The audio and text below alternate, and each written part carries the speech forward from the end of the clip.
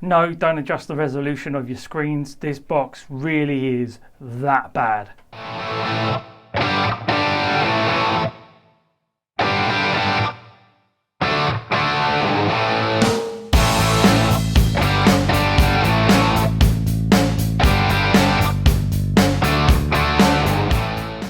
Hi guys, Billy back, and this time we're looking at Racing Car Iron Man by Legend Creations. This is a 1/6 scale figure and it's clearly a rip-off of the Super MC Toys suit and helmet. I can't believe Legend Creations have gone the whole hog and started ripping off third-party companies as well as companies like Hot Toys, but they have no shame. The audacity of this company is legendary. It's probably why they're called Legend Creations, because they're just so legendarily bad. I ordered this about 3 months ago and for some strange reason it got lost in the ether and it just turned up on my doorstep today. Here it is, and you can see that the box is awful. The resolution is absolutely dire. It's so blurry and bad. It's got some horrible sort of Photoshop job on there. This picture is just really pixelated. I'll try and bring it in closer, but it really is faded and bad. In fact, it actually looks better on the screen right now than it does in the actual hand, so you're probably thinking maybe it's not so bad, but yeah, no, it is crap. Okay, and the crease down the front here is because it was all folded up in the box and I had to actually put this together myself. It's crazy, but yeah, that's the way it is.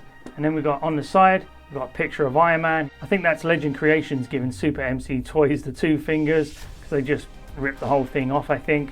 Again, very low resolution photo. It says here, failure is a fog through which we can glimpse the light. What the frick does that mean? What is what's it doing on the Iron Man box? Just yeah, weird. But yeah, then you've got Avengers Age of Ultron logo on the back, even though it's not from Age of Ultron. We've got this sort of stock sort of concept art Iron Man. Pointless. Doesn't have anything to do with the actual figure inside. Racing Car Iron Man Tony, rubbish. Horrible photoshopped again. Racing Car Iron Man Tony, Avengers Age of Ultron is not. And then up the top we've got the same load of crap with Legend Creation logo. And then on the bottom we've got nothing. Now this is a slip sleeve and it does have a window in the middle, but I can't actually undo it because the slip sleeve here is actually so tight to the box that the damn thing won't come out. So now I have to collapse the box down to try and get this slip sleeve off. Come here, you. Knackered. And then you'd have the window there, and here's the clamshell where you'd be showing the figure. The figure would be here, the hands, the helmet, and the stand would be in the bottom here. But the whole thing is just crap. Get rid of it. We're actually going to have a look at the figure now. Boom. And if you're thinking, oh, it's not that bad, I guess. Well, you know, I've done a few bits of futs into it and stuff already. I actually filmed most of this video, but it turns out the sound didn't record, so I'm back doing it again. Now look, we can see that the head sculpt is actually higher up on the peg than it should be. It's very loose. So if I take it and push it down to where it's supposed to be, pop, yeah, he's now got no neck. And that's how it comes out of the box, and it looks terrible. But yeah, the head sculpt itself is in actual fact the Mark 50 recast. You can see it here, and it's lost all of the detail. It is very, very flat. It's not the most offensive I've ever seen. There is actually some sort of skin flecking in the details here. It is not so shiny, it is quite matte, which is good because I was worried it would just look like one of those horrible shiny plastic head sculpts that some of them do from time to time.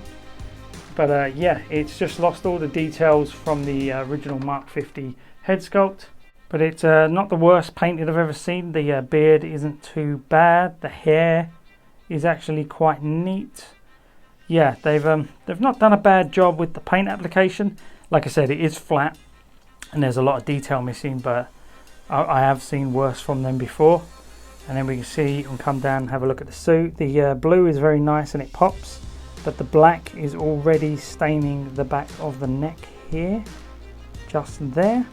So it's yeah, whatever head sculpt you're going to use with this, it's going to stain the neck. And then we can see that the stitching just all the way around these panels is it's not too bad. They're a little bit too far in some places. You can see it down here. We can see this is misstitched all the way along here and a bit wonky. And yeah, but it's not the worst I've ever seen. And it's got this sort of stretchy neoprene sort of fabric to it. There's a little bit of pleather, but then we can see the STARK is printed on there. It's not actual separate words stuck onto the suit, but you can see the zip is quite far apart, and it would be better if it was more closed up, so then the STARK could be closer together, because at the moment it says Stark rather than Stark. But the zip does open up, and we can see the underneath is just like a stock black 1/6 scale body. So you might want to do a body swap on this guy, because the suit, the body isn't great. It's the arm is loose here. If you want to move the head around, it doesn't go up and down very much. The arm goes up to about there. There is a little bit of swivel up the top here. There is a single jointed elbow that goes to about 90 degrees. Goes in and out, comes up, and it stretches out to about, come here you. Needs a bit of futzing to do that. The hands are on wrist pegs here, which first time ever at Legend Creations, I haven't snapped the wrist peg. Not yet, but you know, there's time in the video yet to do it. Okay, torso wise, there is a little bit of a bend in the torso there. There is a bit of waist swivel, but it's restricted by the suit. There is thigh swivel. The leg can go out to about 90 degrees if you push it. There is a double bend in the knees. The leg trouser rides up quite a lot though, but we can see the shoes are on a ball joint, and there's a bit of rock in there. And coming down, having a look at the boots, they're quite stock and generic, but they are a little bit shiny and a little bit plasticky for my liking. But we can see on the suit the blue is nice and even, it's not faded or dulled, it works quite well. The hands are quite nicely detailed, although they should be, they're recasts from another figure. But all in all, it doesn't look too bad. Standing here right now in front of you from this distance, doesn't look too bad. The neck is awful though, so what I'd recommend is you lift this up, pop it off, and then gently push it down, but don't push it down all the way, and then you can have yourself a Tony Stark that actually looks like he's got a bit of a neck. This is mostly recasted pieces, so a lot of the detail that you would normally show off in a 1/6 scale collection isn't going to be there. Okay, accessory wise, he comes with a whole bunch of hands. He comes with a racing helmet, and he does come with a pair of sunglasses, and they're not too bad actually. I thought they were going to be way worse than this. The arms are a little thick. There is some frosting in the lenses though, so they do look a little bit toy-like. But on the head sculpt itself, take them, try and fit them onto the ears. But it is a little bit tight, so you've got to be careful, because these could easily break. Because you can see they're bowing out already just here. Get that on, come here you. Pop. Okay, and that's them on the actual head sculpt. They don't look too bad. I've seen worse. But yeah, the frosting on the lenses leaves a lot to be desired. And now a bit you've all been waiting for, let's have a goosey ganders at his helmet. Look at that. To be honest, I think this is pretty much a recast of the Super MC version. Unfortunately, I think they've even recast this front visor, and unfortunately it doesn't seem to fit very well, does it? It's a weird, odd shape. It doesn't, I don't know, it doesn't look right to me. I don't know about you. But also the lens has quite a bit of frosting in it, so it's not very clear. I do like the fact they've put the print of the Stark Industries logo on there, and the logos for the actual helmet company on the sides, as they should. The number 11 here looks okay, but there is some scratching or some paint smearing just there. But other than that, it's quite a clean application, and the metallic blue does look quite nice. Yeah, I don't have many complaints about the paint application, to be honest. It's nice and glossy where it should be. But yeah, I'm not too sure about that visor. You probably have to have that visor up if you were going to show it on him. Or if he's holding it in his hand, he's going to have that visor away. Because once you put it down, it doesn't look like it sits very well on the actual helmet itself. And he also comes with a load of hands. And this is the giveaway when you know this is a recast from the Super MC Toys version, because this was actually an exclusive from that figure. And you can see he's doing the peace sign, but the size is a bit different. The recast size is strange. You can see the thickness of the hands is a little bit, you can see the width of that hand and the width of this hand are very obviously different sizes. This has been shrunk down a little bit from the recasting process, which is a shame. It doesn't fully look right on the hand. It's sort of, because it's a bit smaller, it does look really skinny on his hand, and he looks like he's got a Jeremy Beadle hand a little bit. It comes with two fisted hands, a peace sign hand, a relaxed hand, a semi-gripping hand for the right hand, a semi-gripping hand for the left, and we've got just another random one just there. I think that's just a slightly more gripping one than the others. But other than that, that's pretty much all he comes with, except for this base. So if we stand that up there and just get this towards you, you can see it's like a sticker on their usual Legend Creations base with Tony Stark printed there. The print on there is quite nice, but unfortunately the sticker is really bubbled. There's air underneath it. It's quite shiny and glossy.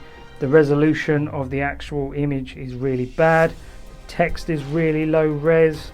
The whole thing doesn't look that good. They had the audacity to put their logo on it, just in case they, you know, God forbid someone rips them off, eh? But yeah, and then it's got like a waist grabber rather than a crotch grabber. And here he is quickly with that hand on. You can see it's just a little bit too skinny. It doesn't really work with the suit that well. It's not super obvious, but to the naked eye, to me, it does look a little bit too small. But however, he's now holding the helmet and he's got the visor up, so it's hidden a little bit. You can see that the Stark suit thing, it's still too far apart, and his zip is far too big and garish. Some of the stitching is a bit missed. You can see this trouser leg is a little bit shorter than this one.